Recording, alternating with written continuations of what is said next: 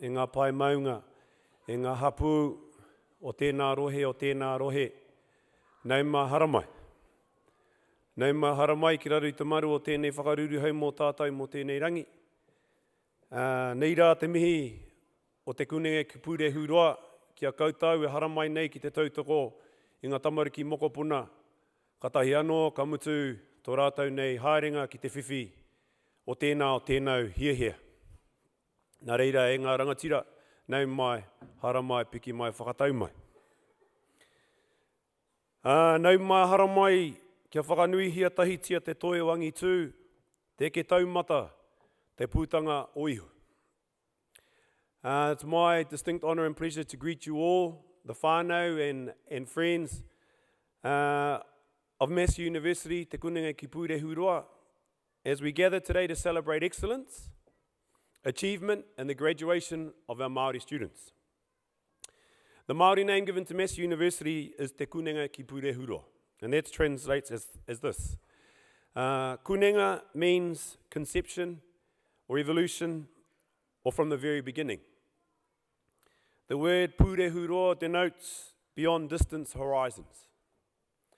Therefore, the name te kunenga ki pūre huroa highlights the pursuit of knowledge and that it's endless and the pathways to learning occur from inception to infinity. Today is definitely a part of that journey. Te kunenga ki pūre huroa is consistent with the theme for today, ka uaki ki pairoa, launch to future horizons. But before we get on to the formalities, we have to go through a few housekeeping rules and the health and safety requirements of the wharenei. So in case of an emergency, the exit lights will flash. You can see them around, they're the green things above the doors.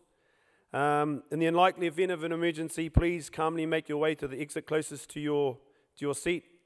Unfortunately, unlike an airplane, I don't know if there'll be guide lights on the floor to take you there, but you just follow the green thing that's flashing and hopefully you'll get out safely. And this is a key one. I know there's going to be a lot of budding photographers out there, kei te pai tēnā, but for those of you that need to be surgically removed from the social media world, this is going to be a big challenge. But can you please ensure that your cell phones are at least on mute and silent? And even if you can, turn the Wi-Fi connection off for a short period of time so that we don't interrupt the proceedings whilst things are going on today. If you have any queries and you need assistance or are feeling unwell, the ushers in blue robes around the theatre here to assist you and guide you. Sounds like I might need one of those already. Throughout the day and during the graduation ceremonies early in the week, you'll notice the different types and colours of gowns that people on stage are wearing. The colours represent the different areas and degrees that are offered. Graduates receiving a Bachelor of Arts, for example, will wear a pink hood. A Bachelor of Business Studies graduate will wear a gold hood, and a Bachelor of Education graduate will wear a yellow hood. The gold hood with the potama pattern was specifically designed for Te Aho Tātairangi Bachelor of Teaching Māori Medium, Diploma in Māori Education. A green hood signifies applied science, whilst the Māori Visual Arts degree has dedicated silver on black design. The headgear for a Bachelor and Master's degree is a black trencher with tassel, whilst for a doctor's degree, a black velvet bonnet is worn. So hopefully that gives you an idea of who's getting what when you see our graduates come across the stage later on in the proceedings. It is now my distinct pleasure, whānau mā, to please ask you to stand, taki tū mai. I te mea, ka hara mai ngā tauira, ngā rangatira mō tēnei rangi, nā reira taki tū mai koutou mā. The staff will proceed into the hall first, followed by our graduands. Tēnā koutou.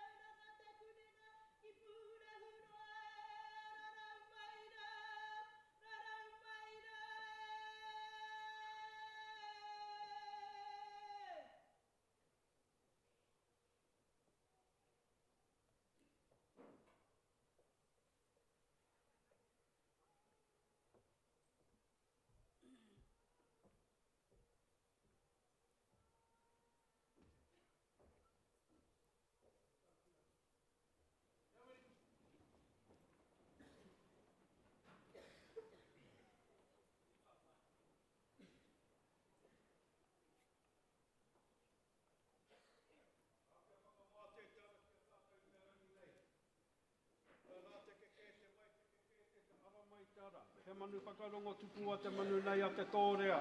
Tōrea te tōrea tai. Ko hete mai o ngutu, ko tū ki taha Māori. Ko rongo ki taha kata. E tū numia, e tū rawaya, whakahotu nuku, whakahoturangi te manawa. Ko tō manawa e tāne, ko tōku manawa e tāne ka whakairihia. A turuturu, opiti whakamaua kia tīna, tīna haumi e hui e, tai e. Nei te tuku mihi kai te wāhi ngaro ki o matua kore, kia rangi nui e tui honei, kia papatua nuku e horo mai rā tēnā kōrua, tēnā kōrua, tēnā koutou. Ka rere atunga mihi kia rātou mā kua peturangi hia, ngā mate hūhua, koe hinga mai nei, hinga mai nā, i runga inga marae maha, huri noi te motu, moi mai rā koutou, haere, haere, oki atu rā. Ka kāpiti hono tātou, hono rātou te tira wairua kia rātou. Ka kāpiti hono tātou nei ngā waihotanga o rātou mā. Tēnā koutou, a tihai Māori ora kia tata. E ngā manu hiri kua tatu mai nei, tēnei rā, tēnei te mihi kau atu. Nau piki mai haere kake mai. Tēnei nā ko te karanga, o te kunanga ki pūrehu roa kia koutou ko eke mai nei tēnei rā. Tēnei rā pakahira nei. Ēnei o ngā tauira ko eke ki ngā taumata. Ko rātou ka whakanuia i te rangi nei. Nō reira koutou, te whānui, koutou, ngā mātua, ngā kaumātua, koutou, tuakana taina, moko puna mā, tēnei te mihi kau atu. Koutou ngā mātau waka. Poia rā ko te reo karanga o tararua maunga e tū maina, me ona tihi tapu a pukea mohau, a pukea hurangi, e karanga atu nei. Nei anō te karanga o tō tātou nei, awa e tere ake nei ko Manawatū. Nei anō te haukainga e tuake nei, te taki atu e te kupu whakatau kia koutou, ko rangitāne tērā, me ona hapū katoa, nau mai, haere mai.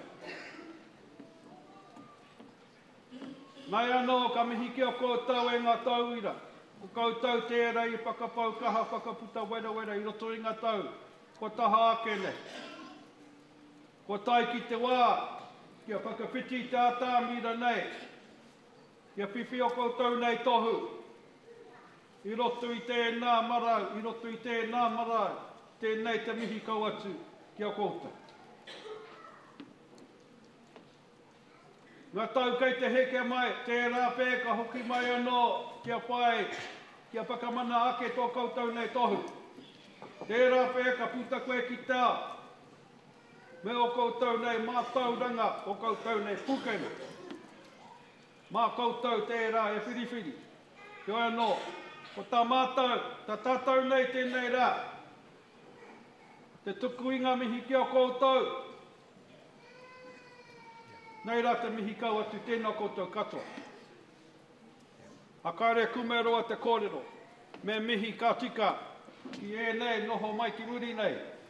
Ko ngā mātanga, ko ngā tākuta, e nei o ngā ahorangi, te katoa, nā rātou, ngā tauira i pāngai. I ngā tūmomo mātauranga, i ngā tūmomo pukenga, kia puta ai rātou, ai te rangi nei. Nō reira koutou i ngā mātanga, tēnei te mihi kau atu kia koutou, tēnā koutou katoa. Huri noa, tēnā koutou, kia ora hui mai tātou katoa. He wai.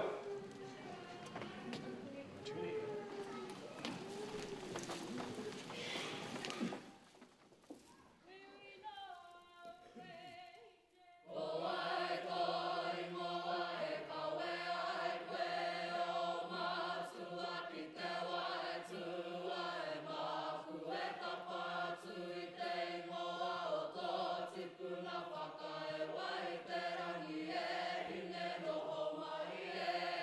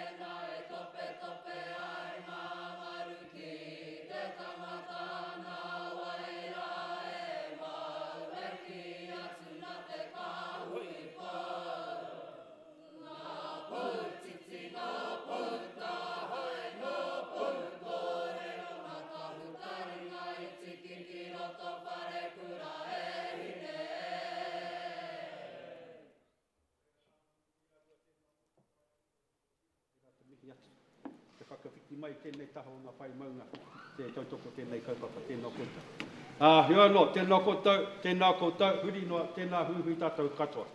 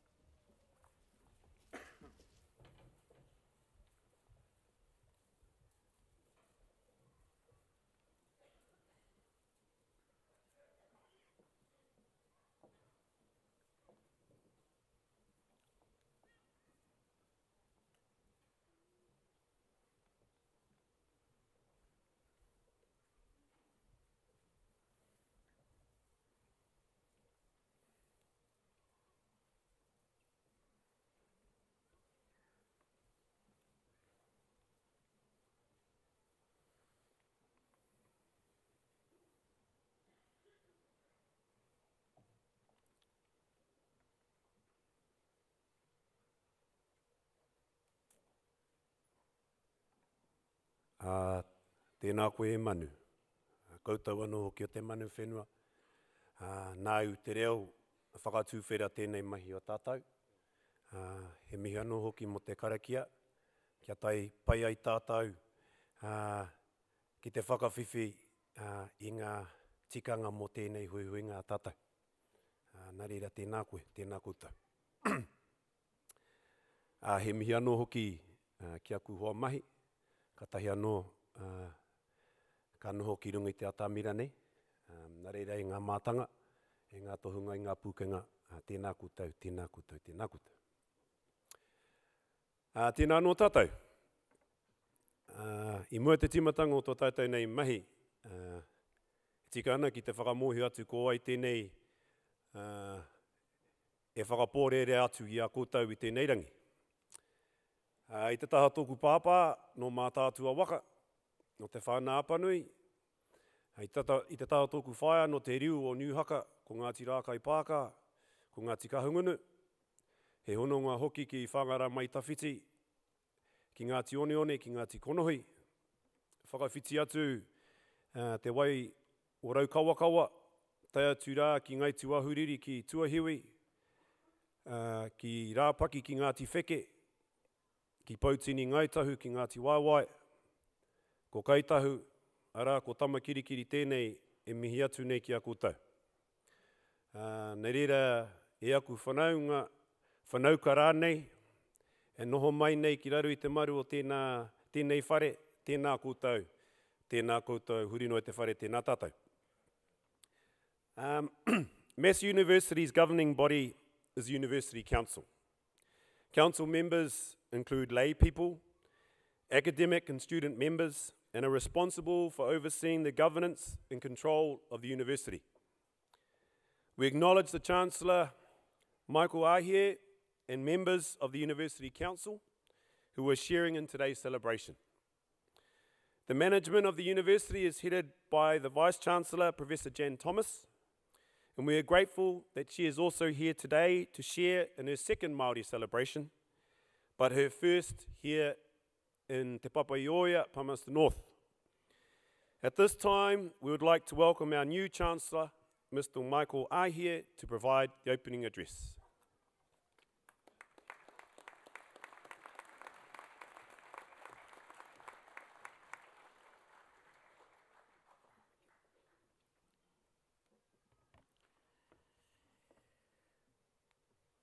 Ati Mori ora.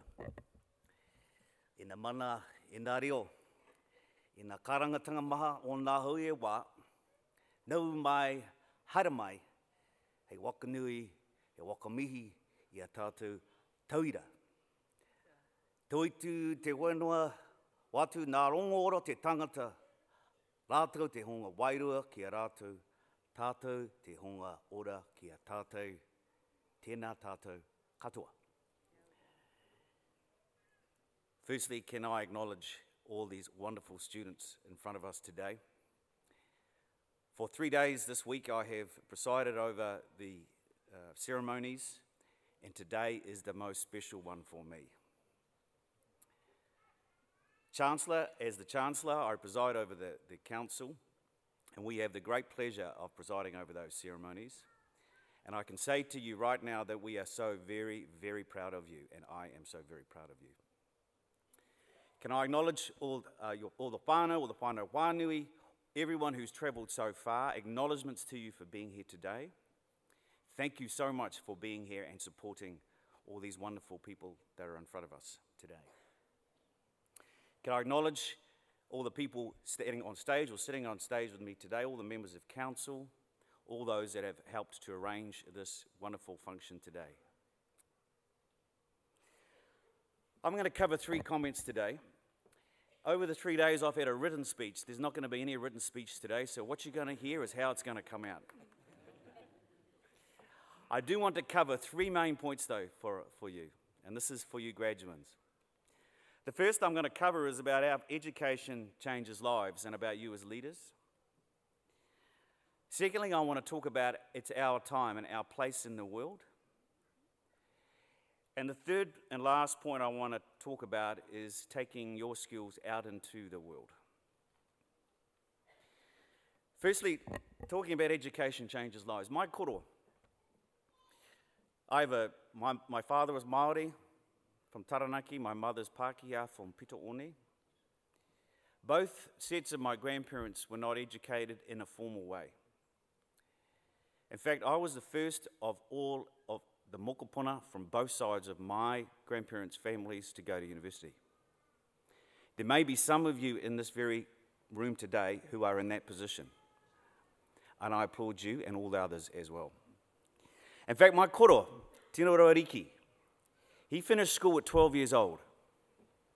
He went to work at the Opanaki theatre called Everybody's Theatre. There might be some people who know this theatre, there might be some who have even been into that theatre.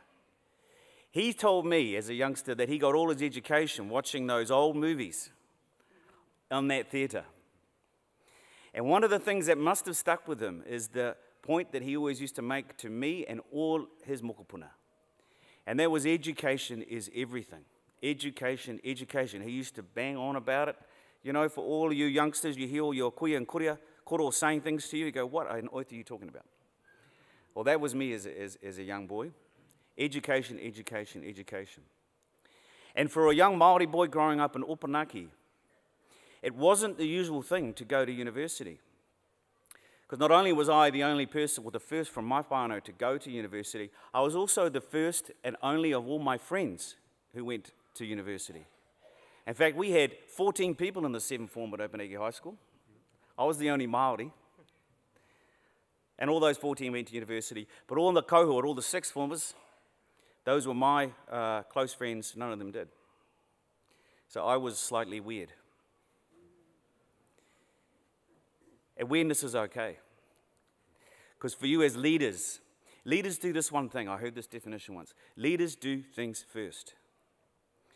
And for those of you, I applaud for doing what you are doing. You are the leaders of the future. You are the leaders of your people, your communities, and this great nation we call Aotearoa, New Zealand.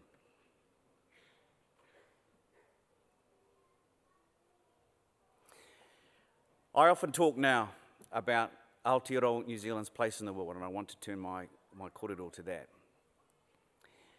I've been very lucky in my life. Education changed my life. Education created a whole lot of opportunities for me, which I grabbed wholeheartedly. One of those opportunities for me was to be able to, when I graduated here, was to go into the corporate world, and then I was able to study at a great learning institution called the Wharton Business School at the University of Pennsylvania. This was an executive program. I was 32 years old, and I have to say I was a little bit wakamara about going to this great learning institution. There was all these CEOs from these big heavyweight companies from all around the world. And here was me, the young Māori boy from Taranaki, who was there in front of all these great distinguished people. And I want to say to you graduates, after 2 days, I worked out that I could foot it easily with all these people. Because the wonderful thing about Aotearoa New Zealand, the wonderful thing about us is we can foot it in the cowshed, in the boardroom, everywhere we go, we can stand up. And I learned that. I didn't know that until I was there. At the end of that program, I came out as one of the top students in that class, and it gave me great confidence. What it also gave me is to look at our country now. It's our time. Aotearoa, it is our time. Because the world needs us right now. There's a wonderful professor from the University of Anglia. You should check this out. Look it up. His name is Professor Simon Anholt. He runs two index, the Good Country Index and the Global Brand Index. I had the great pleasure of listening to him talk. He is a wonderful fan of Aotearoa New Zealand. He loves us. And he said, you know what your kaupapa is? You know what the whiro is? He didn't use that word. The challenge I put to you is that you are now out of the top 10 in the Good Country Index. Your task should be to be number 1. Because you know what?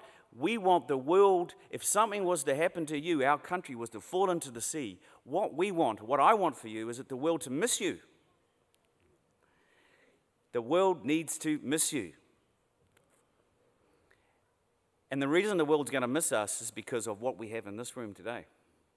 Because what makes us special is what we've just had today, the ceremonies that we've just had, my learning from going all around the world and traveling to all the lots and lots of countries, is that what makes us special is what we have just here.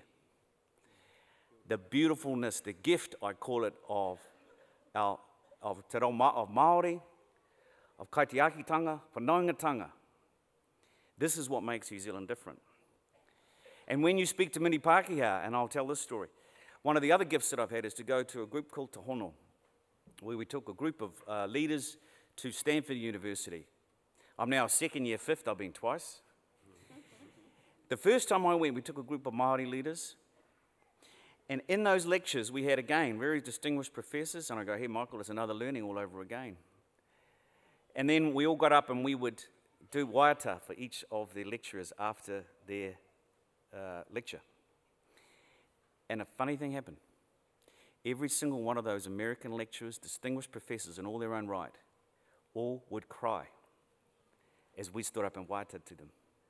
And I thought to myself, wow, we've got something is different about what we do. When I went the second time, we took a whole lot of Pākehā. Many of them have never waiata before, never hungied before, never done their own mihi before. And we took, and then we waiata, became the kaupapa for this group. And again, the lecturers would cry, they would be overwhelmed by that. And I looked around the room at these New Zealanders, Pākehā New Zealanders, little leaders and CEOs, and they went, I get it, this is different. So the kōrero that's started to occur now is around us. This is a great differentiator. You are the differentiator. You are the competitive advantage, as they say in business school.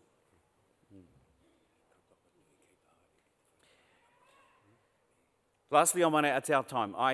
There are great orators that I've listened to over the years. At one of these great business, we had a collection of business people. And for those that know Tūmanako from Tuaropaki, he stood up and he said this.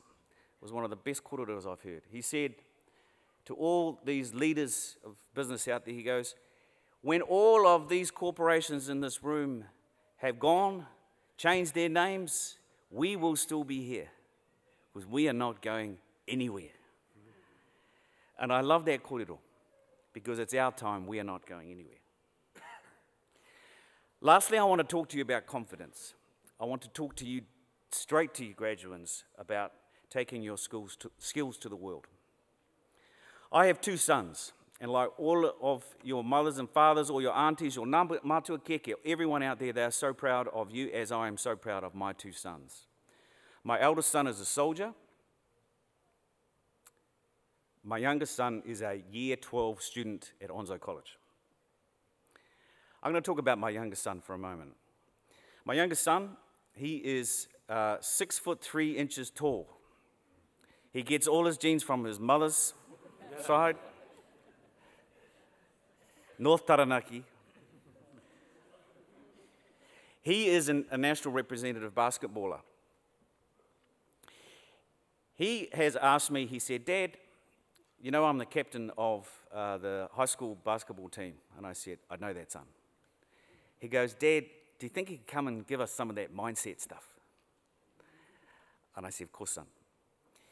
So every fortnight on their Sunday night training, I go and spend half an hour with them talking about mindset versus skill set. Because for those that play basketball, you know that there's only 3 skills you need to have in basketball. You need to be able to pass, you need to be able to dribble, and you need to be able to shoot. When you get to a level of premiership, all the players can do that.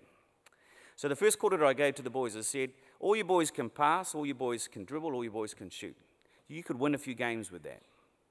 But to win a championship, you have to have the right mindset. Because all the other teams have got all those same 3 skills. They looked at me strangely. And then what I've talked to them about is the mindset of playing to win as opposed to the mindset of playing not to lose. Think about that for a moment. The mindset of playing to win as opposed to the mindset of playing not to lose. And you have all got the skills now that you're going to take out into the world. What my whiro to you is those skills sit across everyone in the world. You're going to meet people who have got skills that are better. You're going to meet people who can dribble better, pass better, shoot better. But what's going to make you different to those is your mindset. And what my koro used to say to me, he said, boy, you've got the best mindset. He never used that term. He said, what you've got a great gift. You've got the gift of your Māori side. You've got the gift of your Pākehā side. That is your strength. So your mindset is going to take you to places which not even you can imagine. And those high school boys, they won a championship 2 years ago. Onslow College, not known for its basketball. Last year, they didn't get into the premiership. This year, they're going to win a championship. And it's all about their mindset. Graduates, tēnā koutou to you. This is a wonderful occasion. Be proud of yourselves. We are proud of you. Take your mindset out there. Take your proudness. This is our time. This is your time. Take your skills out there and help change lives just as education has changed your life. I commend you. I'm so proud of you. Nō reira, tēnā koutou huri no te whare, tēnā tātou katoa.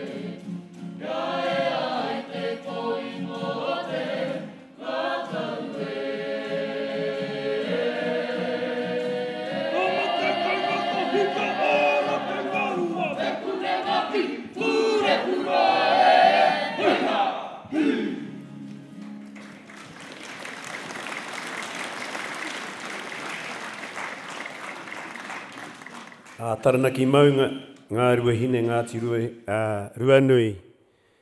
He mai ko tēnā koutou. Tēnā koutou mo tau kauhau whakatūwhera.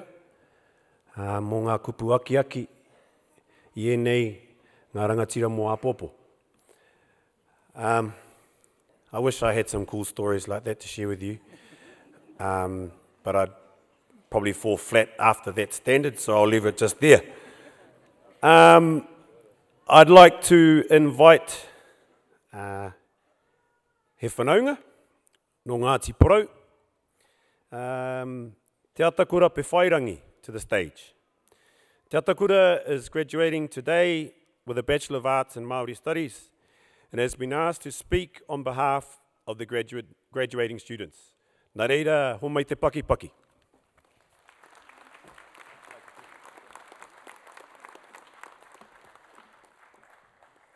Kei aku rangatira, tēnā tātou katoa. Ka tihei te itia poraurangi, he tira i raka na te toki a Māui. E hara tōku maunga hikurangi i te maunga nekeneke. Engari anō a hikurangi tangata, he tangata haere. He manu tawhiti tēnei te tau mai nei, he manu haere, he manu hiri, he manu kai, he manu kōrero. He manu tēnei i kai i te mātauranga i waihoake e kauwheke mā, heina Manawatū mā tātou. Ka whakakikiwa o ku kanohi te mamai mo koutou kua whakawairuatia.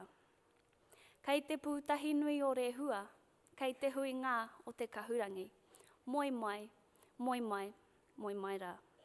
Rātau kia rātau, tātou ngā kanohi ora o rātau mā kia tātou, tēnā huihui tātou katoa. E ngā hua o te whakapetongoe.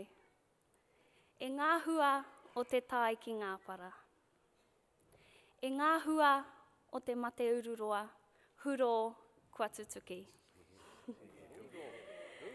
Kia tātou ngā manu kai i te miro o te mātauranga, no tātou te ao. E noho ana ko tēnei rā, te rā whakanui ngā mahi kua oti nei a tātou. E whakahihi ana roto i te toko nui e whakawhiwhi ana i ngā tohu i te rānei. Mokori anō kia rere a mihi ki ngā huruhuru i tiaina ki tēnei kahu, e topai, e tiu ai, e hoka ai a wau i te wao.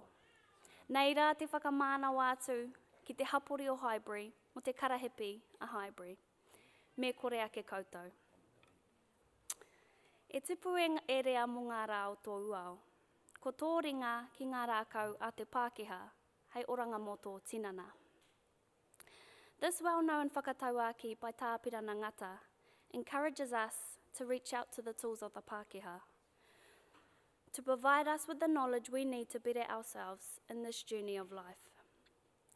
University, historically being the tool of the Pākehā, is now a blended environment that enables peoples from throughout the world, and most importantly Māori, to succeed, to grow, to understand, to flourish in this world.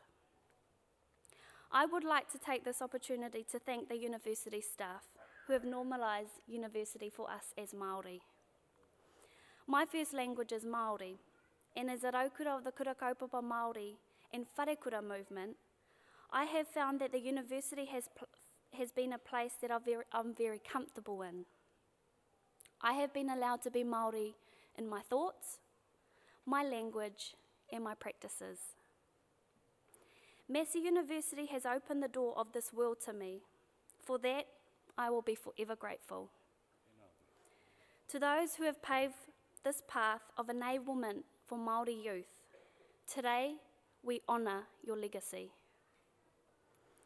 I know for myself, Massey has given me a deeper understanding of success, of knowledge, and what it means to be a leader.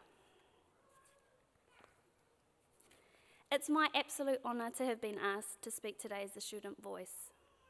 For the past few years, I've attended graduation ceremonies, and we often hear motivational speeches from master's or doctorate students. So you're probably looking at me and thinking, what does she have to say? I want to say this. We do not have to wait until we're in our 30s, 40s, or 50s to be a leader. We are not leaders on standby for tomorrow. Our leadership begins today. Not only can we lead, but given the knowledge and skills we have acquired, we have a responsibility to do so. Let us be brave to act with integrity in our commitment to creating a better world.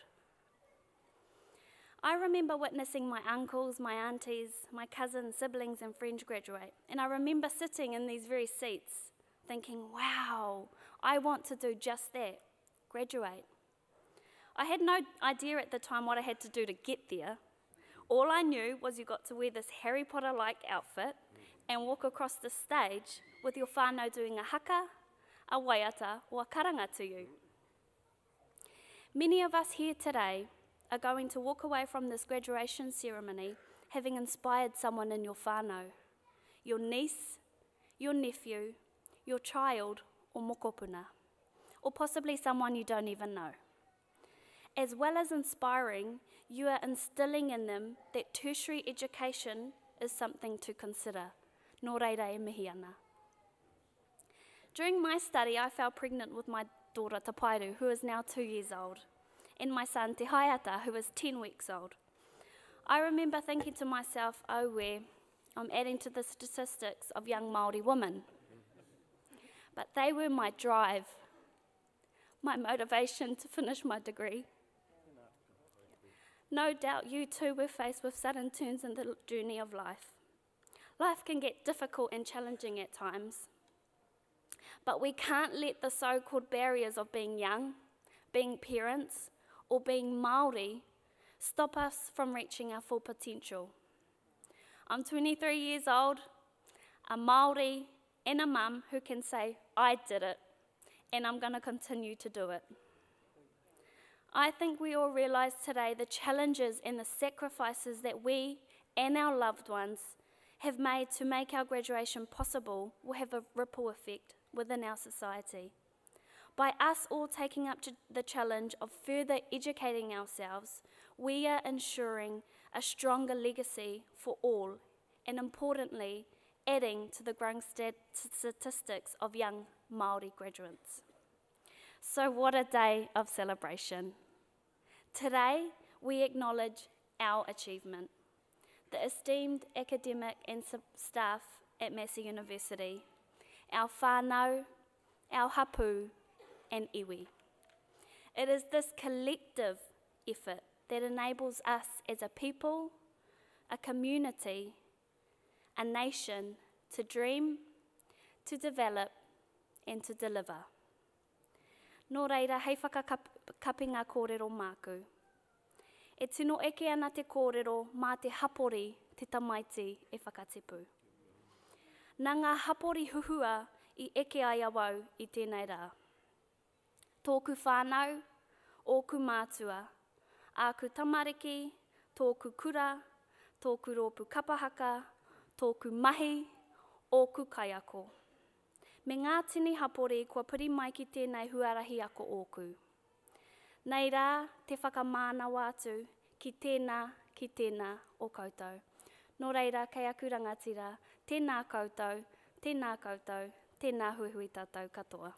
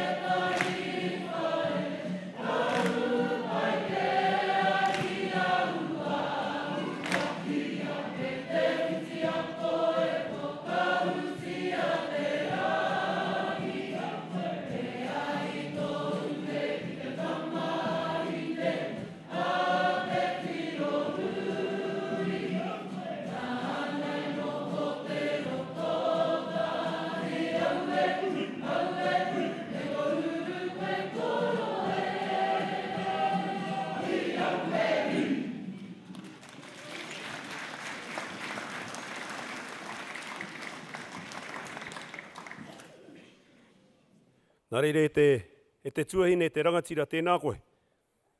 Te ahua tūwhakahihi nei tēnei uri o tērā anga maunga kāru te neke hoki.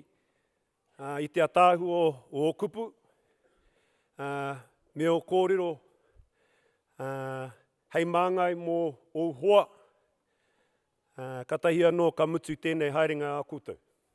Nā reire te tuahine tēnā koutou. Tēnā koutou i o ka rangatanga maha i uhia mai nei ki ringo o Pakahiwi. E ni te rongo au i tērā o ngā kōrero e kore e hoki i te waiwai tūtuki engari mātū poko pakaru rā noe. For those of you who don't understand what I'm garbling on about, I roto i te ao Māori, there's a saying that you're probably all aware of, e hara te kumarei kōrero mo tōna kereka. En te āhua mihi kumara tēnei ki au anō, I taku honanga whakapapa ki tēnei tuahine. But the thing that I'm so impressed about our young people today, and I think she was the epitome of that, was that particular kōrero that I just quoted, which basically says, I will not falter in battle because I pretty much stubbed my toe, but unless my head is bloodied and smashed as a result of my battles. And obviously, Te Atakura had a number of obstacles in her way. Ngā tai iroiro, ā kupe, me rātu momo kōrero. And no doubt the rest of you sitting down here have had similar trials and tribulations throughout those journeys. But kueke koutou. Nā reire kāre mutu ngā mihi ki tēnā koutou I runga tērā āhuatanga. Right, now we come to the fun part. We can get on to congratulating those amazing people that Te Atakura has just talked about, her being one of them. So all of your tamariki mokopuna hoa, get time to show off their flash robes, walk across the stage, and for those of you who've got a haka, waiata or karanga, kia rite. So, I now invite Julia Taiapa, whose honour it will be to introduce our graduates. Kia ora rā koutou.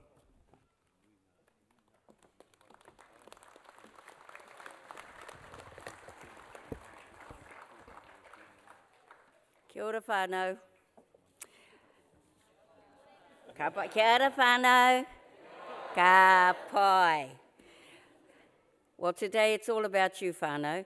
And this day is, and because, you know, my mate has been talking a bit, so I'm going to have just a little story. I was here, lots and lots and lots of years ago. And at graduation, I'm actually one of the first graduates of our school, what is now our School of Māori Studies. So work it out, that's a long time ago when Māori Studies and the Department of Social Anthropology started here at Massey University. Came from a little place called Hicks Bay, up on the east coast. And my graduation, all my whānau came down from Hicks Bay, whānau Panui, and I had 3 tickets to go to my graduation ceremony. We had nothing like this.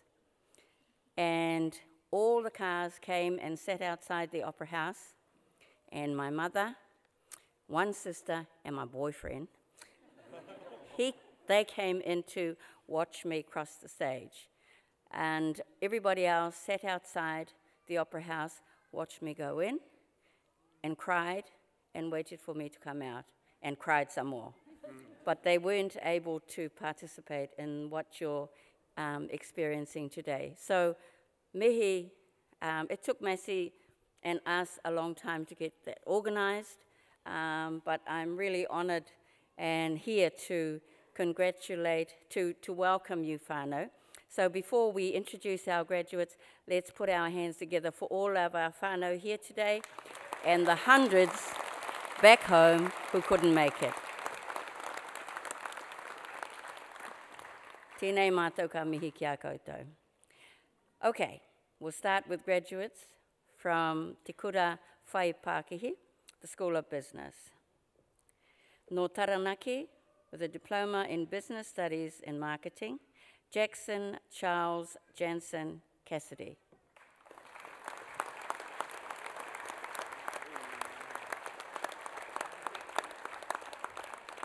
Me ana tamariki.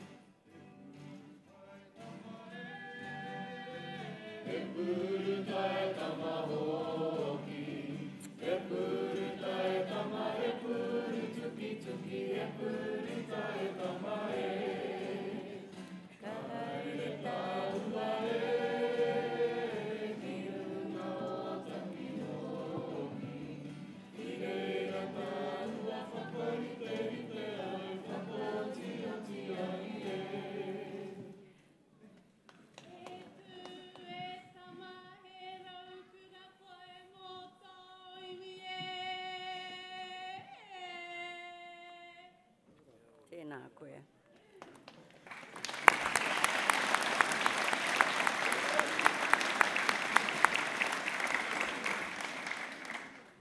No Ngāti Raukawa me te Āti Haunui a Pāpārangi, Ngāti Rangi, with a Bachelor of Counting, and also a recipient of the Tāwera Scholarship from Te Pūtea Whakatipu Trust, Jonte Zach McFadden McDonald.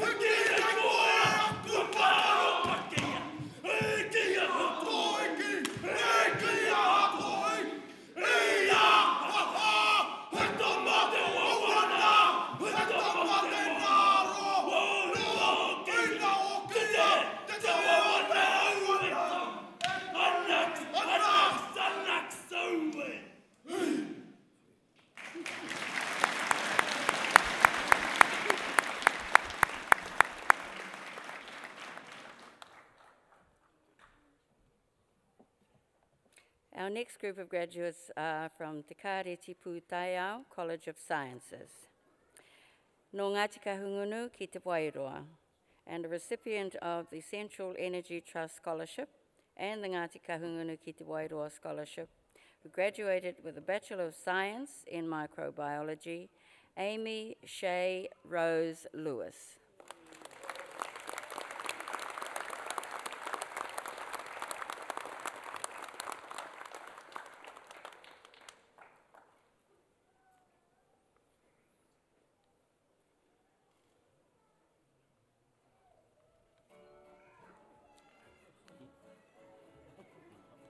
Kia kaha. Apa.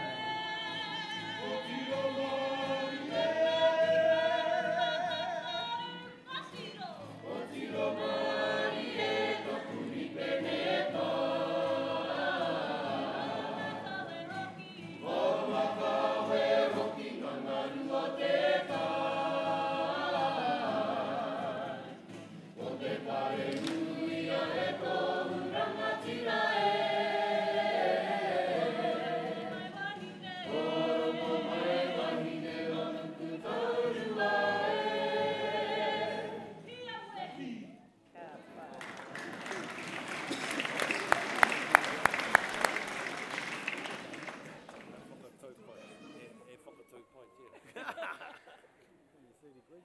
Nō Ngāti Maniapoto, with a Bachelor of Agri-Commerce in Agricultural Economics, Patrick Jack Thomas McKee.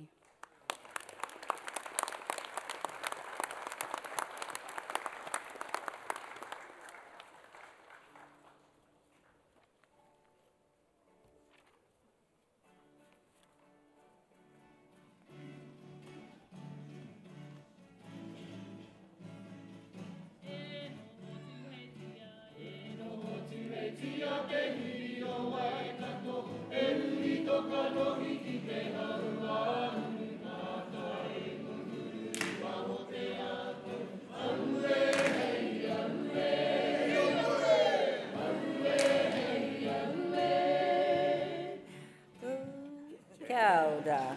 Lovely, short and sweet. Ka pai whānau.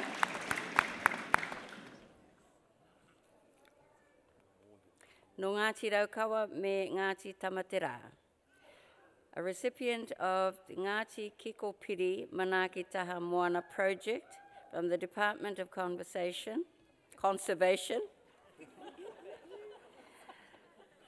who graduated with a Master of Environmental Management. Tene Gloria Tangata Tai.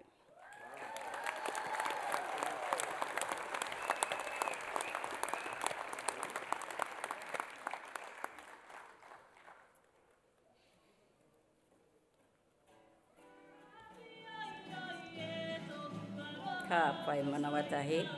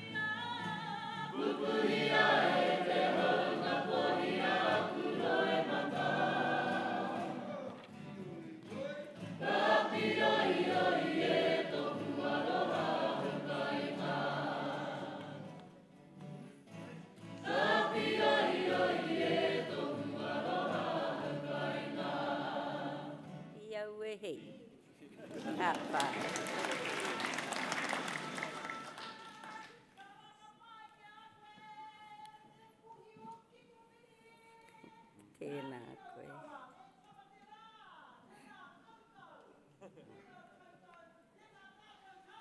Kia ora koe.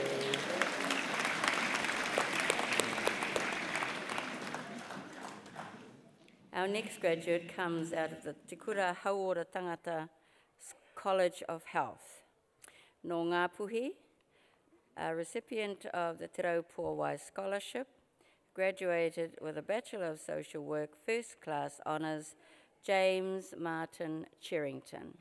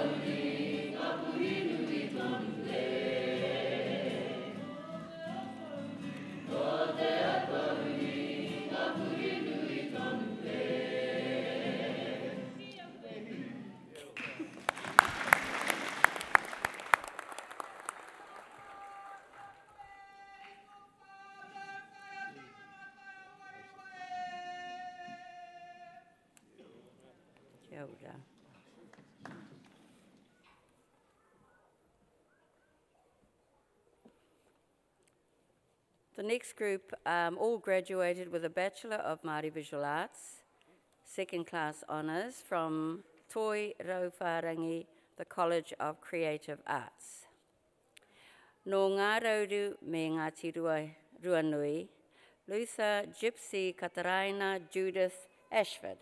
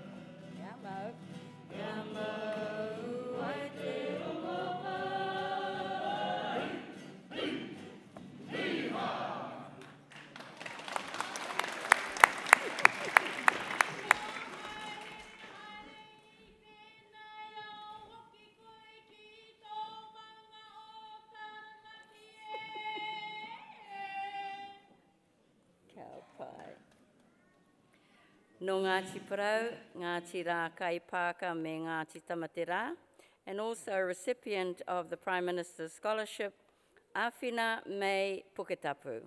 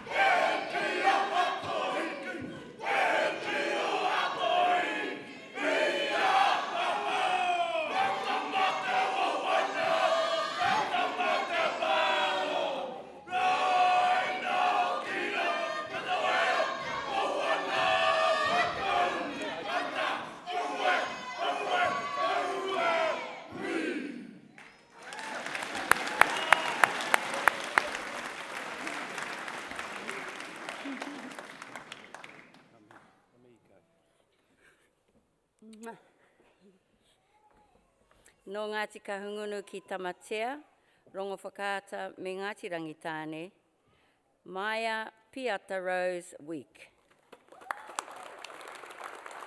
O muia te koko Papa eko, ka eke ki te taumata o ka hupupune. Kei runga roa hene, kei naro makaretu eko. Kia ora. Papa.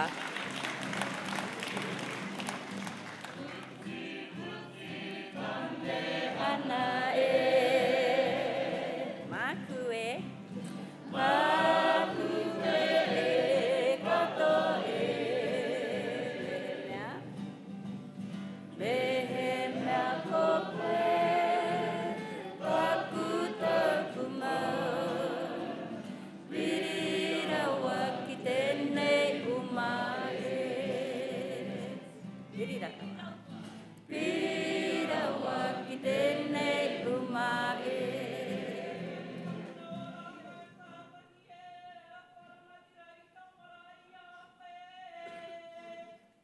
Tēnā koe.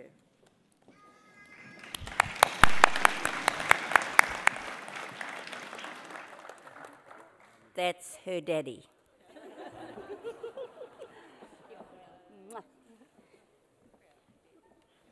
Ka pai. Ho mai te pakipaki anō.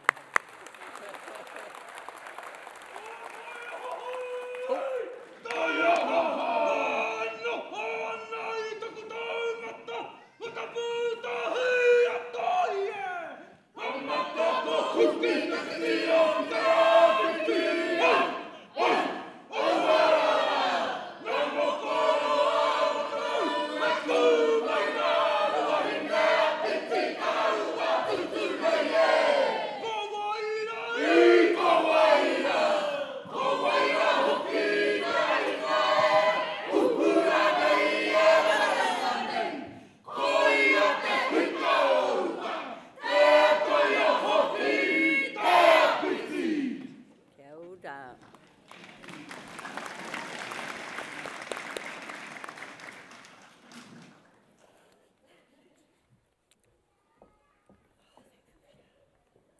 Our next group of graduates are from Te Kura Pukenga Tangata, the College of Humanities and Social Sciences. No Tūhoi, with a Bachelor of Arts in Psychology and Social Anthropology, Hineana Grace Joan Dando.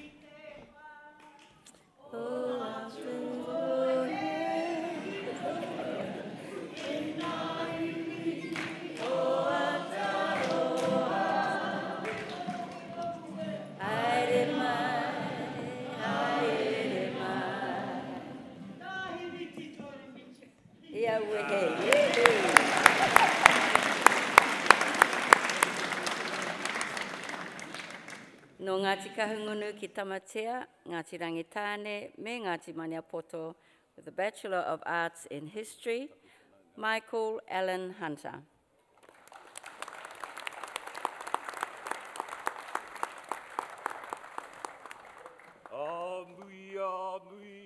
Muia te koko whakatangi ti papa kaeke ki te taumata o kahu. Pupuni korua hene ki runga, makaratu ki raro, e tama eke ki te toi o angi tū aue.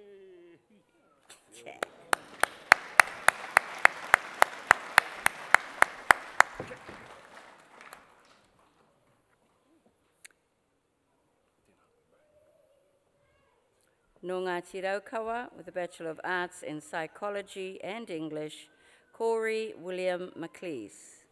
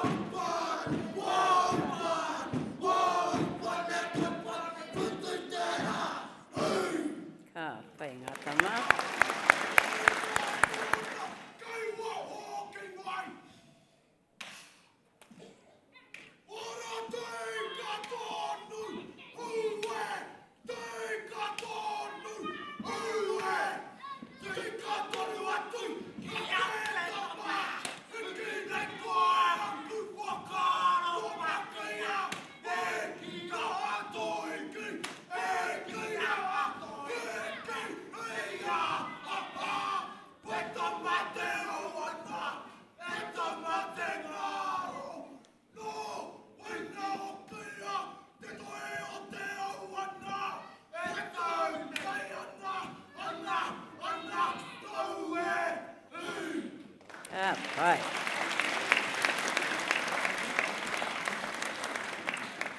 No Ngāti Rangitāne, Ngāti Pikiao me Ngāti Rangitihi. Also a recipient of Pai Hina Hina Mauria Trust Scholarship, Rotuiti 15 Trust Scholarship, and the Sir James Henare Memorial Karahipi. The Bachelor of Arts in Māori Studies and Media Studies, Pōkere Henare Paiwai.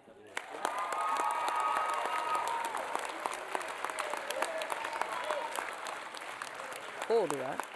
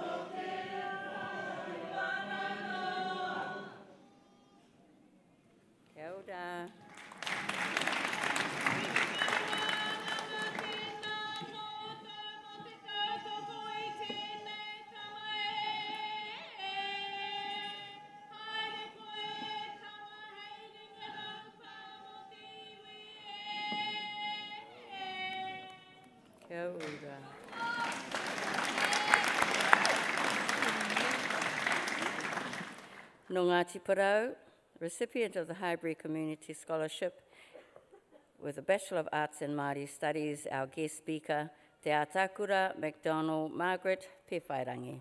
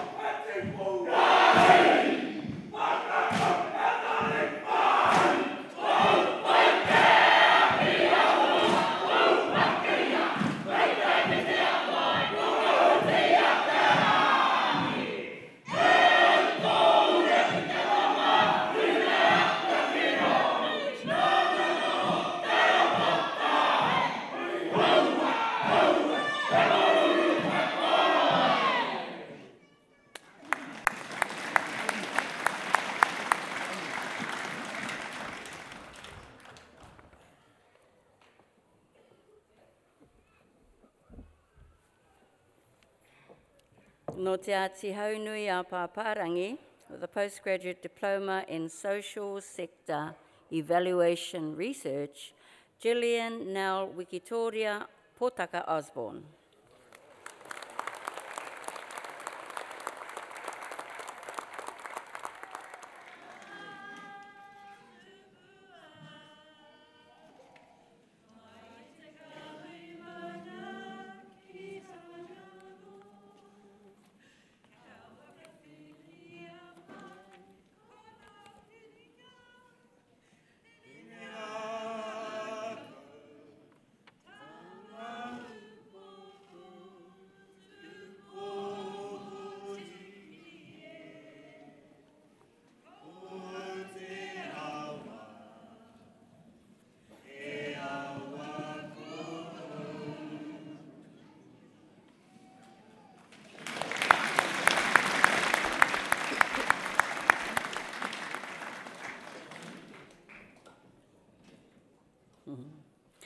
No te Atiawa with a Bachelor of Arts in Politics with first class honours, Barry Owen Ross McLernan.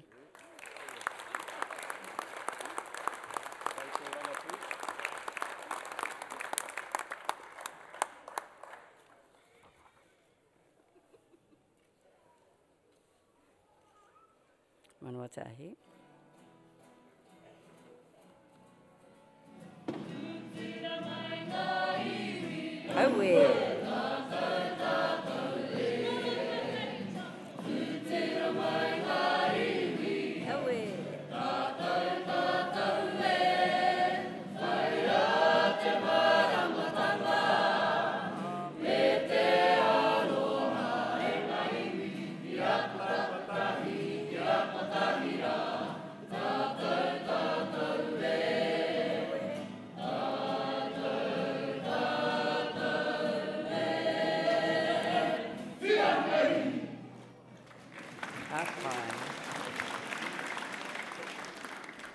Just before we hand back to the MC, a bit of information. So this year there was a total whānau of 497 Māori graduates, completing 514 qualifications right across our 3 campuses. And here in Palmerston North, we had 116 graduates completing a total of 120 qualifications, 28 with postgraduate, 72 undergraduate, and 20 certificates. And today, we are celebrating 30 of those. Kia ora tātou.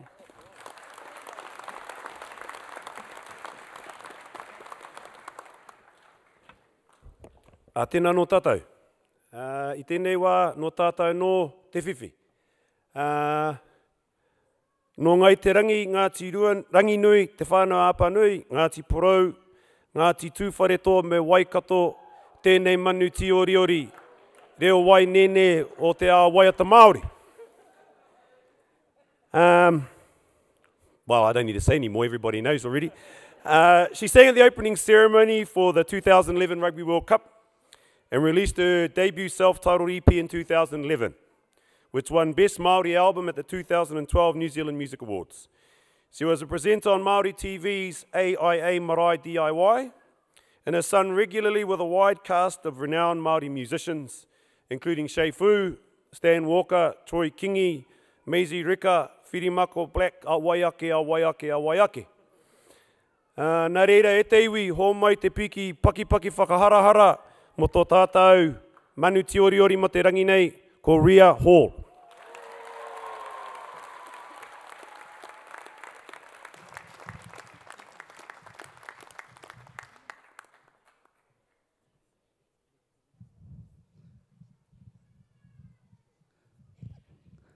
Kei aku nui, kei aku rahi, kei aku whakatamarahi ki te rangi huri noa, tēnā koutou, tēnā koutou.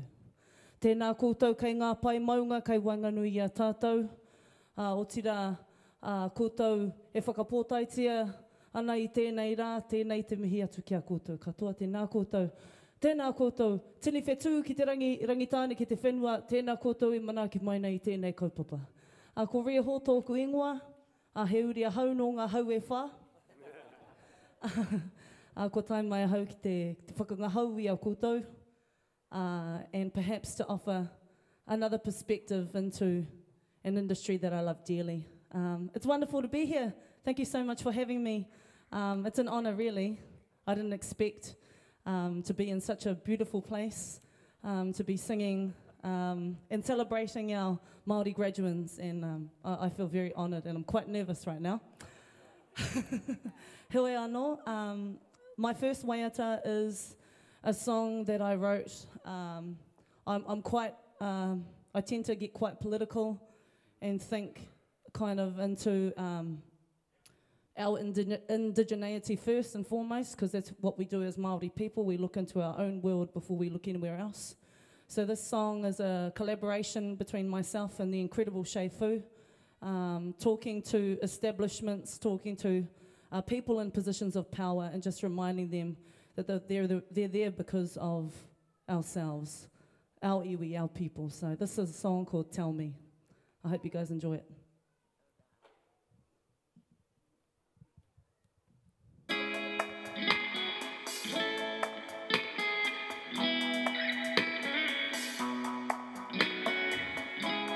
Hey, hey, hey. I am but a woman, come of age yet so young. Many questions never answered, walk the line, come undone. As I tread the trodden highway, trying to make it my way, I can't help but feel something's wrong. Oh, I and I will never bow down to a Babylon system. When my people suffer, truth kept undercover, lies supplying them blue collars.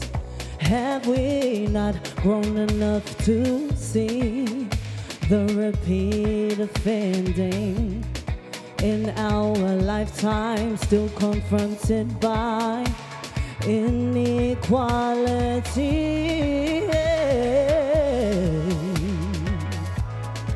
Said we're crying, crying, but no one hears. Said, why can't you help ease all our fears? Hey, we're crying, crying, crying out for you. Said, what the hell are we supposed to do?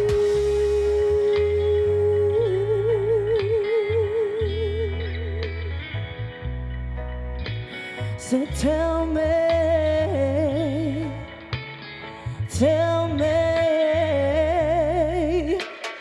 talking about the promises that you never keep, your heart to believe when morality is weak. Perception is powerful, what you portray seems true. Your words got no meaning cause you never follow through. Can you look me in the eyes with no word of a lie? Tell me things are gonna change, everything will be alright. Do you hear me? Can you hear me?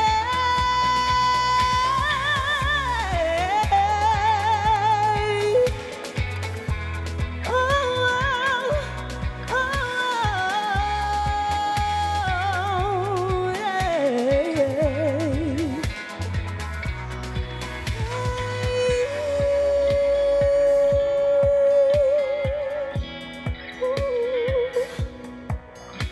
So tell me, tell me, tell me, tell me, tell me,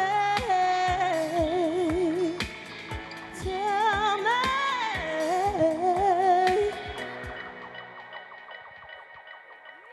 Thank you.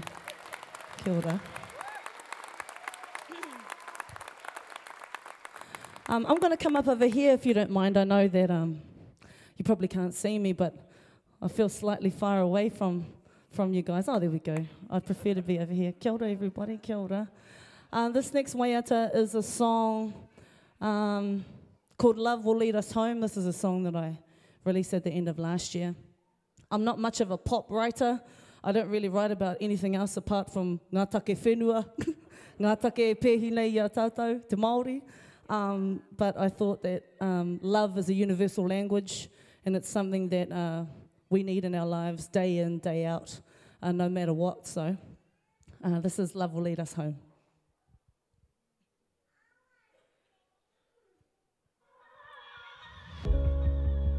Love be patient, love be kind, need something familiar to ease my mind, searching for redemption in your embrace, a parallel dimension where my soul is safe. Even in the darkness, hope is the light.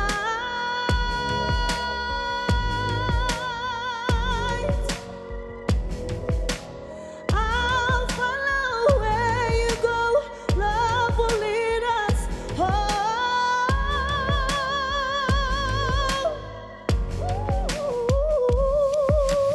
Take me to a place where we belong, that we can still love well, and love well, yeah, yeah, yeah. Love will lead us, yeah, to endure through struggle.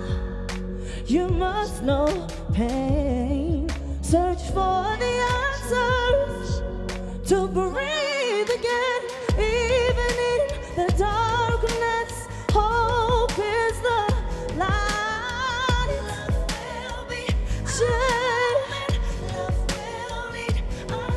said I'll follow where you go, love will lead us home.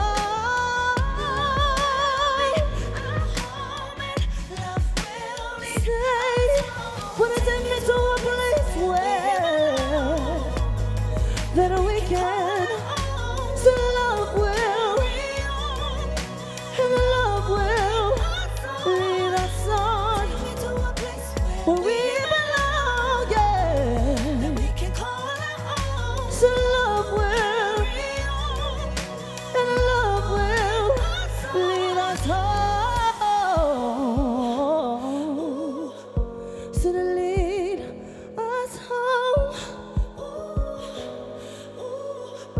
Say, hey, yeah. So love,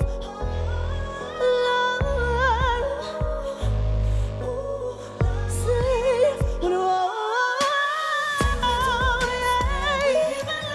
so we belong, well, love will, lead us home.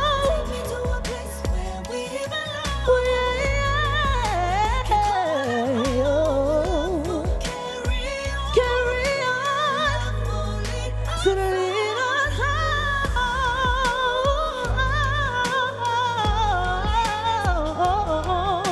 home, yeah. So love will lead us home.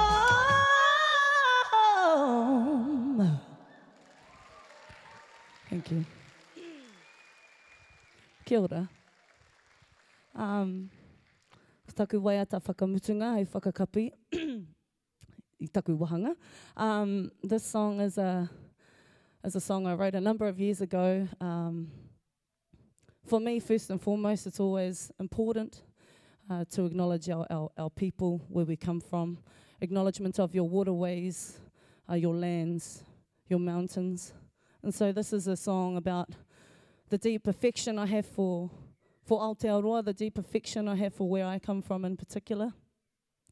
3 tribes per parent, so you have to kind of make sure that you acknowledge both sides. Takutaha ure tārewa no Ngāti Ranginui, no Waikato no Ngāti Tūwharetoa, ki takutaha whare tangata no ngai te rangi no te whānau apanui no Ngāti Porou.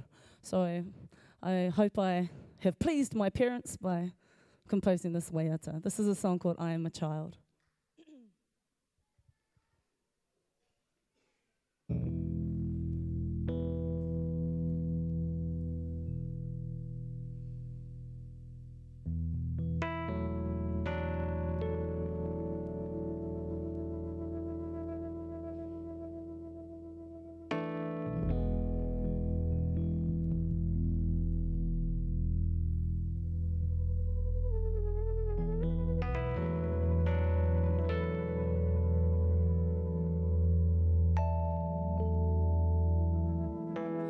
I am a child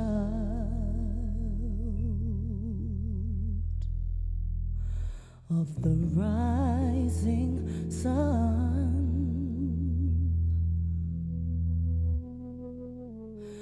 mountain strong and proud, where the land meets the sea.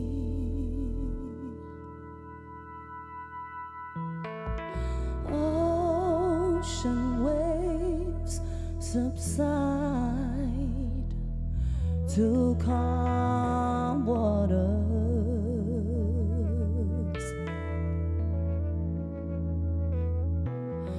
I am a child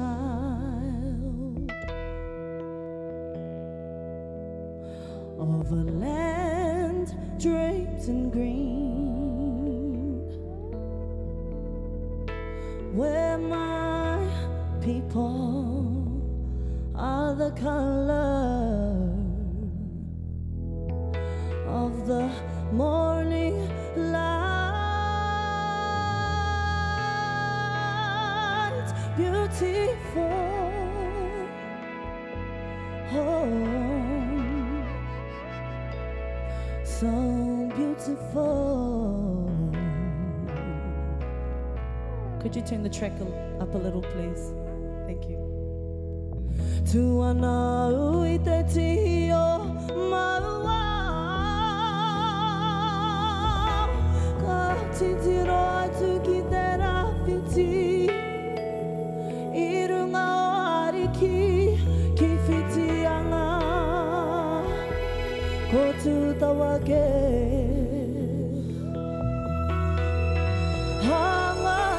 Titiro ki whare kahika, tu whakairi ora te tangata, au e poraurangi e. Hoki whakatero toki taupo, tō mariro maunga, tu whare ko te iwi.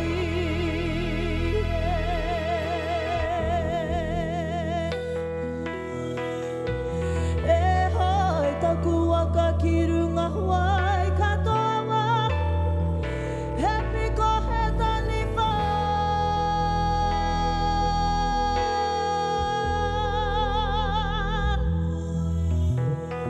Ka hoki nei au ki te rāwhiti, ki tauranga moana.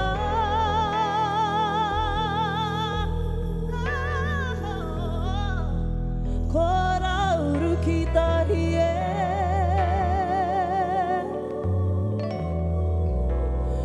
ko rauru ki tahi e.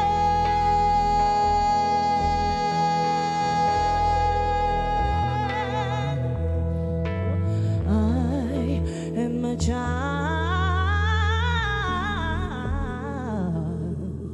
of the long white cloud.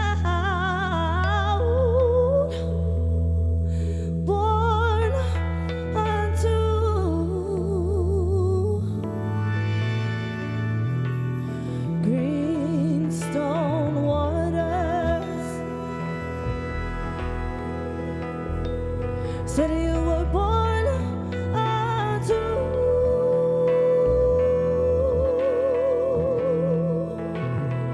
brimstone water,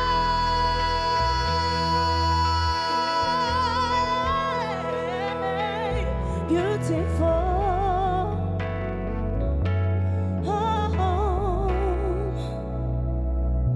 so beautiful.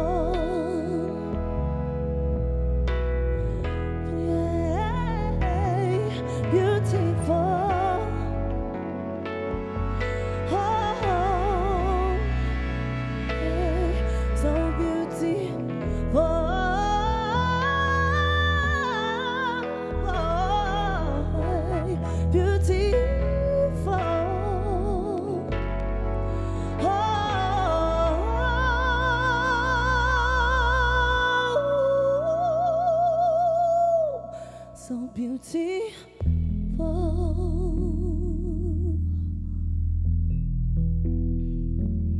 so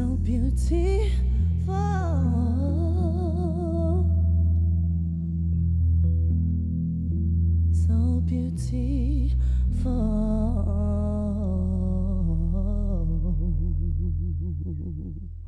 Thank you very much, everyone. Tēnā koutou. Have a wonderful, wonderful day. Tēnā koutou katoa. Kia ora.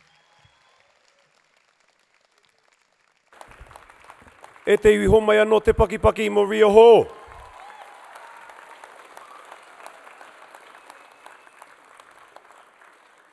E te tuahine kāre he kupu. Ke te rongo tonu te wairua o tō reo wai nene ki reo te whare nei. Kua haruru ngā pakitara. No te atāhua tō reo rōrika. Tō tātou manu ti ori ori nā reira tēnā koutou. Tēnā koutou i tō tātou i o koutou i o ou tātai whakapapa. I te taha tō pāpā. Pai ake te taha i tō māma ki au. I te mea he hononga ki wainganu i atāua. Nā reira e te whānau pūni Ngāti Porou tēnā koe. Ka timaki mō tēnei wā. I welcome back to the stage Julia Taiapa to continue introducing the graduates.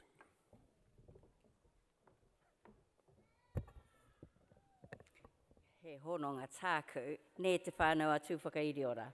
Tēnā koe. E te iwi, the next 11 graduates are from the second cohort of the Te Aho Tātairangi Bachelor of Teaching Māori Medium Degree and Diploma in Māori Education from Te Kura Pukenga Tangata, the College of Humanities and Social Sciences. When they come across, they'll remain on stage for the announcement and presentation of the Dame Katerina Award. Nā reira, no ngā puhi, ngai te rangi, Ngāti Porou, ngai tā manuhiri, rongo mai wahine me kaitahu, and a recipient of the Teach NZ Career Change Scholarship, Nina Mere Davies Raihania.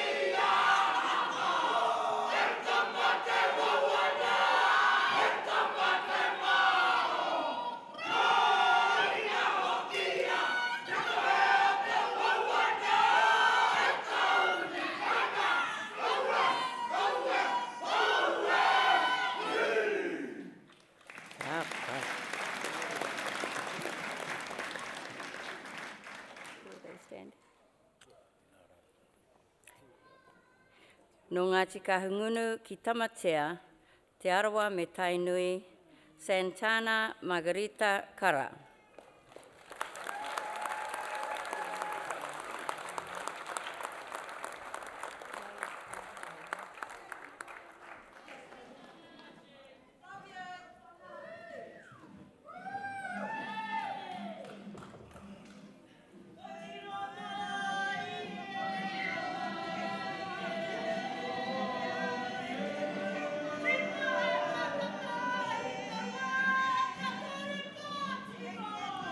Tia wari e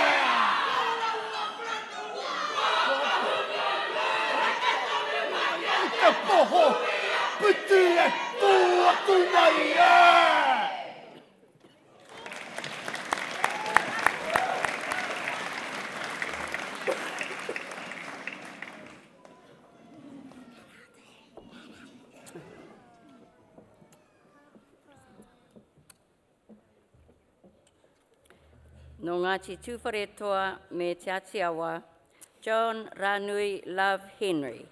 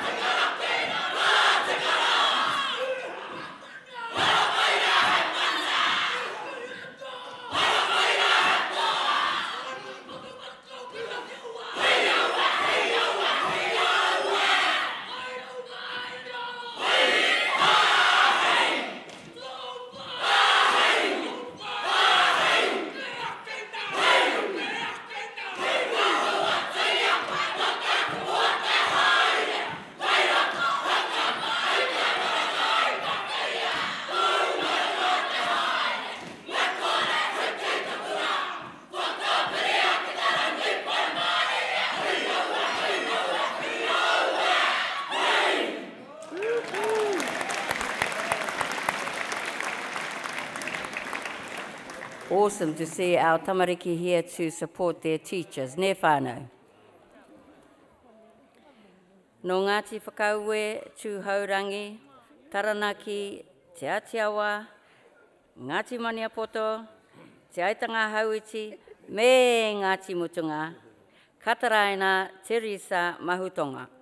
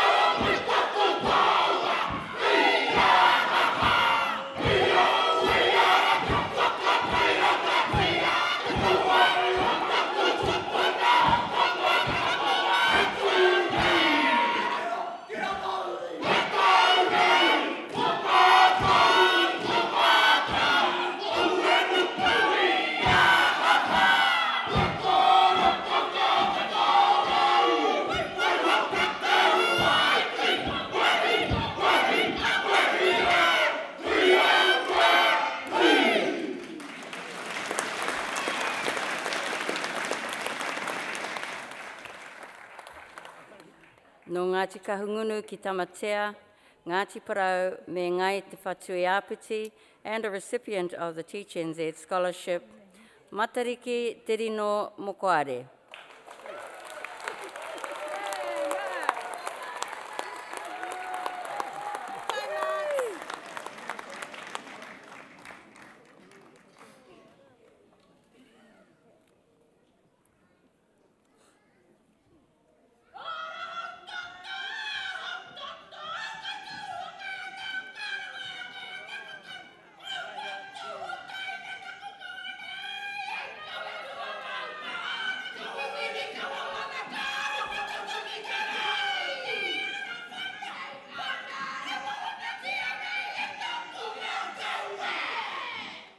Kia ora.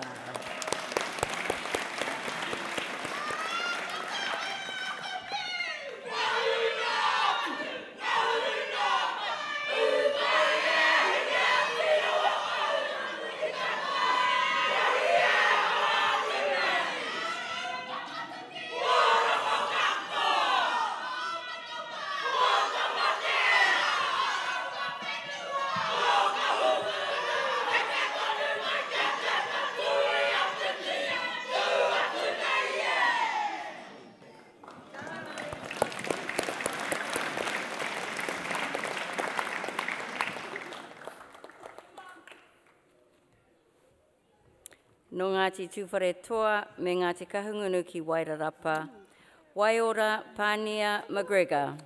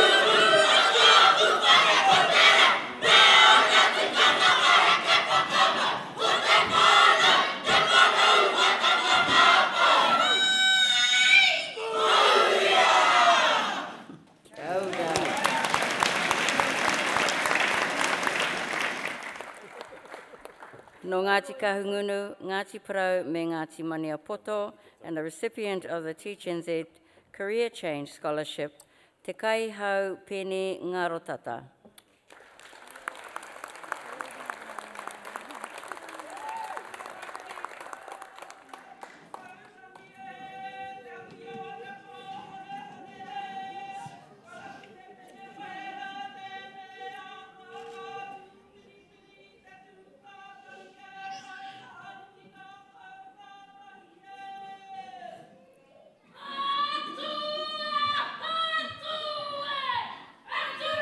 Atu!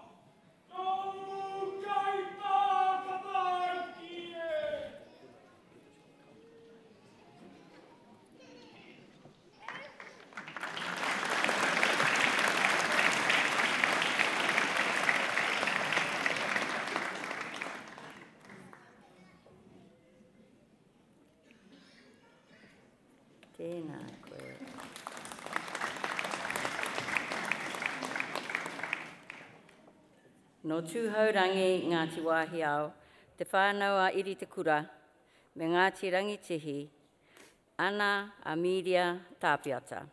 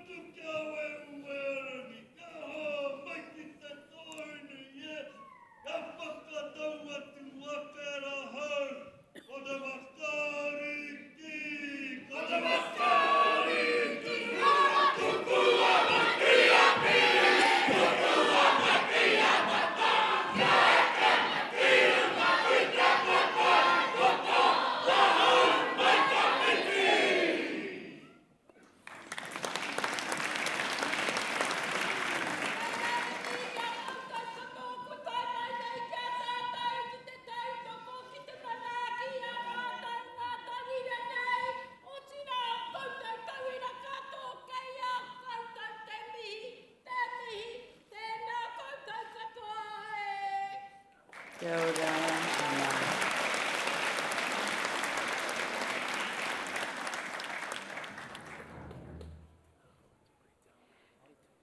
No Ngāriki, kai putahi, te whānawa apanui, Ngāti Parau me tūhoi. Recipient of the Teach NZ Scholarship and a Massey Scholar, Kate Waiwai Thompson nei Wainui.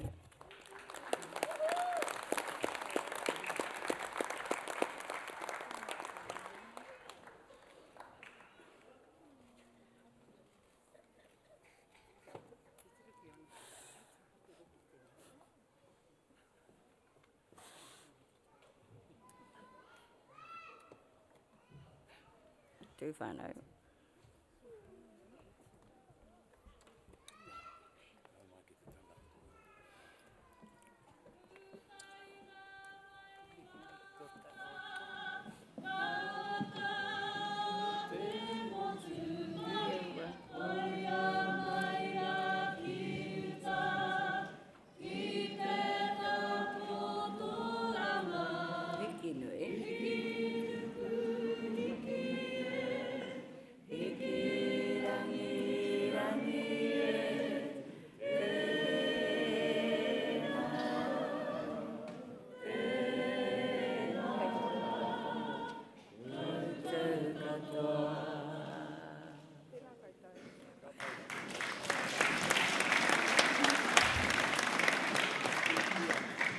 No te ati hau nui a Pāpārangi, Ngāti Manawa me te whānau a Apanui, and a Massey scholar, Kirsty Trainer.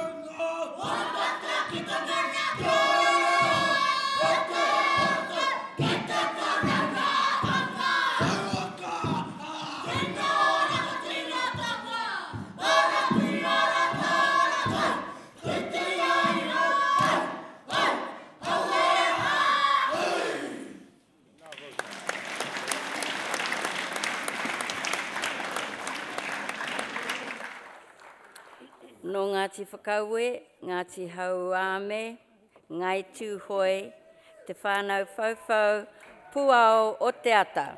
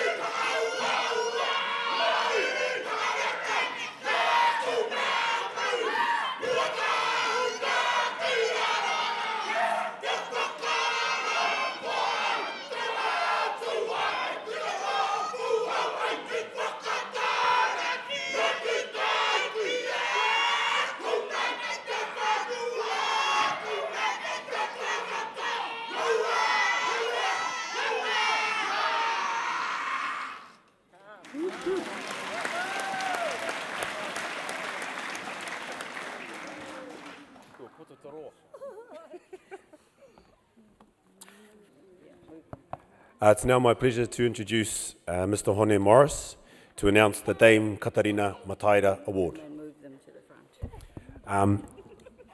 Graduates, if you'd like to move to the front for a photo, a group photo, and then Hone will give us some whakapapa about the award and announce the awardee.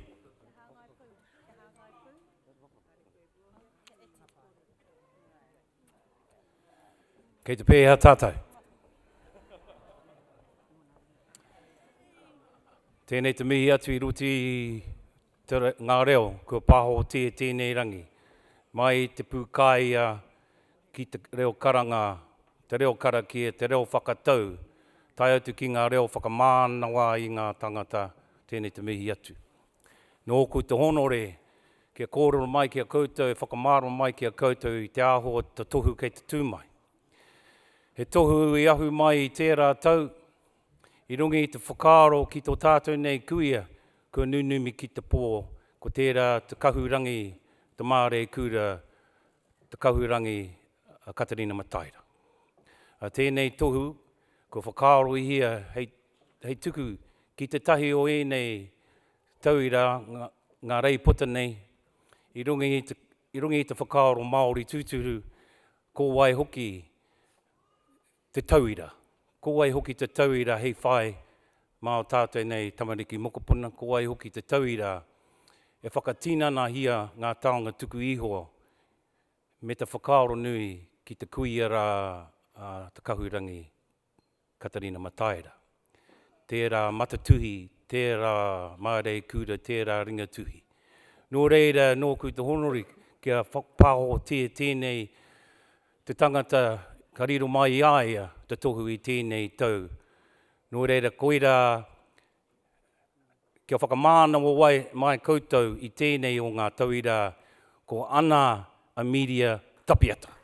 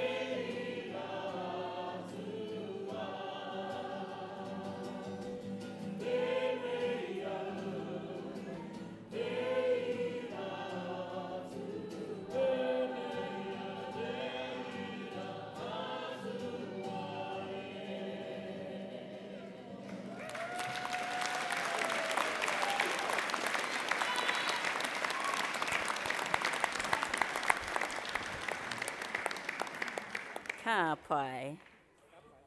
Tēnā koutou katoa.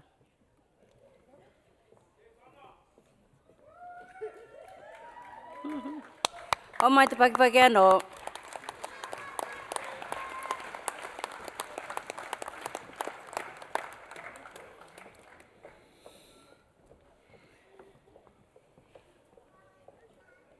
E o mai hekta. Mahaki.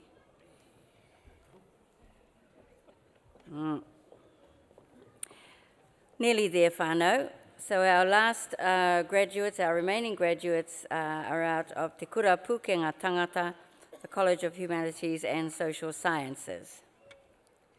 Kōrite. Nō te aitanga a Mahaki, rongo whakaata me te aitanga Hauiti, with a graduate diploma in secondary teaching, Heck, Edwards, Seausi, Ngalo Ngalo, Mahaki, Akaola.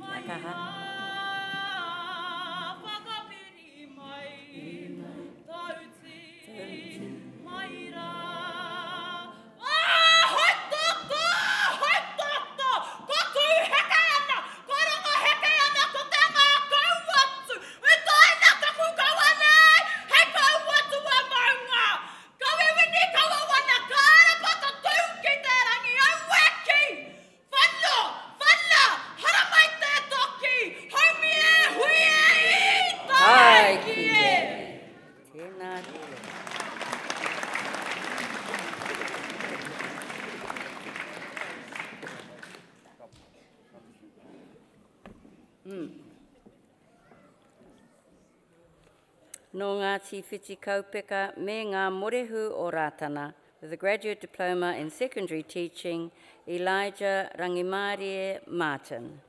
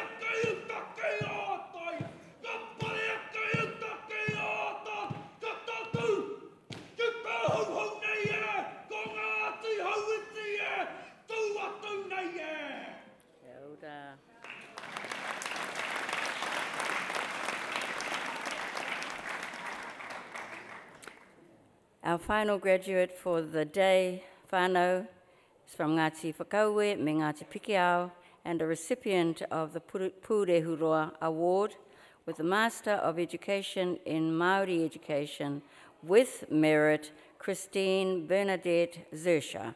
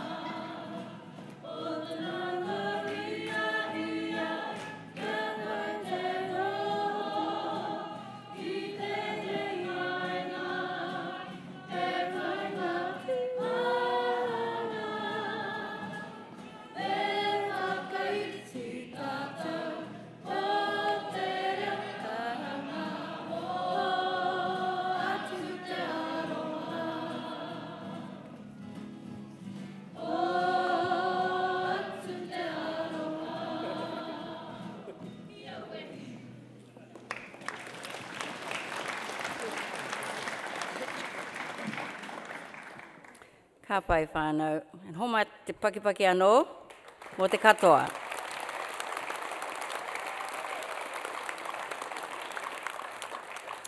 And just a message from Manawatū. Our thank you, ngā mihi kia koutou Manawatū. I tau toko nei i ngā i o tuakana, me ki. They are hosting a function for all the graduates and their whānau at the Willow, at the Willow pub, the Willow it's called, on Tremaine Avenue. So they extend a very warm welcome to everyone to attend that function tonight. Kia ora.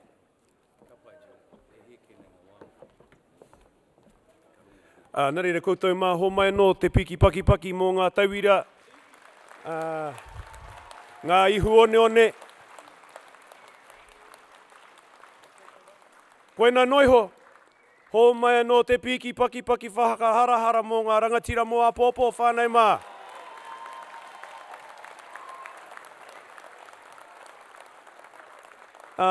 Tā piri atu rā aku mihi kia koutou o te kapahaka o te piringa, koutou e tautoko hoki mai tēnei kaupapa o tātou. Nā reira kia koutou me o koutou pauako tēnā koutou. We're going to pass the rākau to Dr. Charlotte Severn, the Assistant Vice-Chancellor Māori in Pacifica, to share her closing remarks with us. Ho mai no te paki paki.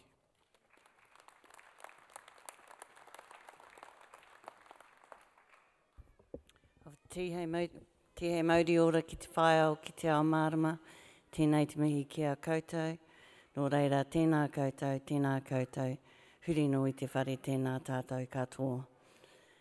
It's been a wonderful morning. I can't believe how great this has been for all of us here. I just want another round of applause for all of you who have come today.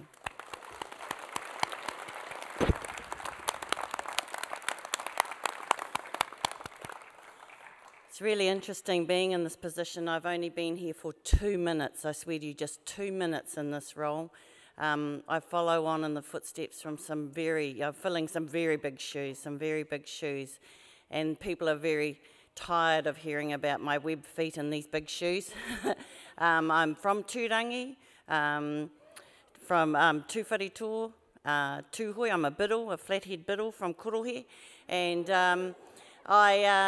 I came here after doing a long time in science policy and being a science strategist. I was a chief scientist at Niwa for a long time, and then I did a journey around. But I really want to talk a little bit about my brother who had a Massey Blue here, and Tā Mason and them had run that Tū Tangata program. And I reflect on this time because a lot of my cousins joined that program, and they were dragged kicking and screaming from Tūrangi down to here. And they did wonderful things down here. And the reason why I think I fought to come to Massey rather than any other university was because I looked at what those boys brought and the fabric they left behind. And that's why today I feel very full. My cup is full and overflowing from what I've heard today of what you've done across the colleges. And I feel very thankful to the colleges who have helped these students through today, because these are the academics and those that have helped you through today. I am very grateful to them. Because the fabric, the things that Māori bring when they come to the university, and the fabric that you add, the parts that you add to the fabric are huge. You change the fabric of this university when you come here, and you leave that behind, whether you stay here, because some do stay and never leave, I admit that. But you leave, and it makes me a little bit sad, but you go on, and as our Chancellor, because I'm very blessed to have a Māori Chancellor, very blessed, I tell you, doesn't happen often, 4 times in our lives. He is the 4th, but you know, you're going to go out, and this is our time. Like he said, like the Chancellor said, this is our time, people. This is our time. We're going against the trend. We're a younging population, so we're younger. So when people retire in this country, they're retiring on our economy. They're retiring on our innovations. So we're going against it. Everyone else is getting older and we're actually getting younger. Like Benjamin Button, we're getting younger. So, you know, I was 53 and now I'm 52. So, you know, this is our time for lots of reasons. So what I encourage in you is to be brave, have courage. Look, I can see already, you've got tons of that. Be kind to yourselves, be kind to other people. It's tricky out there. It is really tricky. But you know what we have is what the Chancellor said. We've got ourselves. We've got a lot in that. We are different. Celebrating our differences. Don't be too tough on each other, because people are already tough and hard. You know, so let's celebrate in ourselves. Have a really good time today. Remember to celebrate this, because this is achievement. You have got on and you have done this. You have got things in that in your pockets now that is just, you know, that is fantastic. And what I saw today was a range of degrees. I saw a range of qualifications that have come out, and you're preparing yourselves for the future. This is marvellous for us. And next week, we welcome Mehana Jury into our fold. And so we're stepping into, you know, some new things, going back to the future, into the future for us. This is good things for us, for Massey. I'm very proud to be here. I'm very proud to work under a Māori Chancellor, and what I'm calling her now, our new Vice-Chancellor, I call her a Mozzie, a Māori Aussie. You know, these are very good times. So again, another clap, and then I'm going to welcome you. We are going for a march, but I'll let our tama talk to you about that, because I'll just mess that up. But again, tēnā koutou, nō reira, tēnā tātou katoa.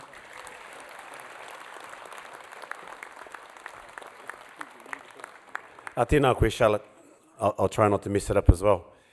We're going to conclude our ceremony today with a himene and karakia. And after that, we're going to, albeit there's still a little bit of marangai falling outside, we are going to do the procession, but it's not going to be in the road. It's going to go across the road. The wardens will lead Te Piringa across the road to the covered walkway. And any whānau that want to join in that procession, just follow across the road, and we'll take the covered walkway down to the square, to the marquee that's awaiting for the post-celebration kaputi, paramanawā. So, tamariki mā, kei te mohi hoki au, ki ahua hoho haere koutou, i te roanga ake o tēnei o ngā huihuinga. Hoi anō, tata ki te wā, ka kākai koutou. Nā reira, kia kaha. At this point, I'd like to whakahoki te rākau kōrero ki tō tātou māngai o te haukāinga nei ki a manu, mānei whakakapi tō tātou nei hui.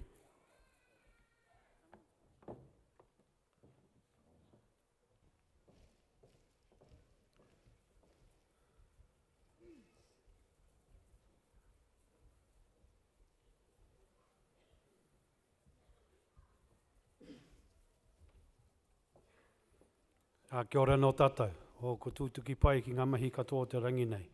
Hei whakakapi te rā, tēnei te tuku tonu i ngā mihi kia koutou, koutou i haere tawhiti mai, haere tata mai, te tautoko tēnei o ngā rangi whakahirahira nei, nei rā tamihi atu kia koutou. Ko te mea nei, i tai pai mai koutou, hoki pai atu ki ngā tini kainga, huri no i te motu. Nei anō matāne marungo koutou e manaki e te aki. Ko tēnei te arorangi etu nei, tēnei te aro papatua nuku e takoto nei. Tēnei te arorangi rau ko pāpā e takoto wake nei, tēnei te ao e hoki ko te pō. Karangihia te ao ki ita, karangihia ko tāne whakairihia, e āpiti ki runga, e āpiti ki raro. Tāwhia mai waho, rawea mai ki roto. Kia rarau te tapo e o tāne whakapiripiri tū mai nā hiki nuku hiki rangi. Marama haroto ki tō pia ki tū ri wā te tū ko te whaiao, ko te ao marama e turuki nei arangi, ka turuturu ofiti whakamaua kia tīna, haumi e hui e, tā iki e. Kia ora tātai.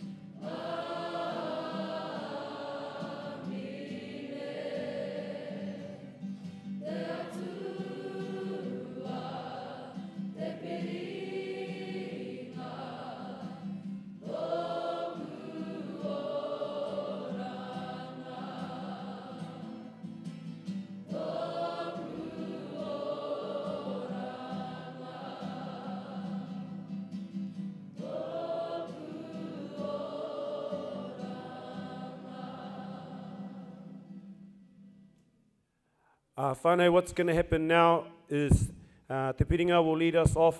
The staff from up here will follow after. Then the guests and graduates will follow out. Please don't do your catch-ups and hariru in the foyer, otherwise we'll be stuck here. Me waiho ake e rā o ngā mihi ki roto i te tēneti tatiri mai ana i te tapawhā o roto i te taone. So if you could leave your catch-ups for your whanaunga that you heard doing a haka on the other side of the hall until you get down to the tent over your cup of tea, that'd be greatly appreciated so that we can all get out of here nice and quickly. Nā reira, haere. Tēnā koutou, kia pai te haere, te toingo tō koutou nei rā, whakahira hira. Ka te ake.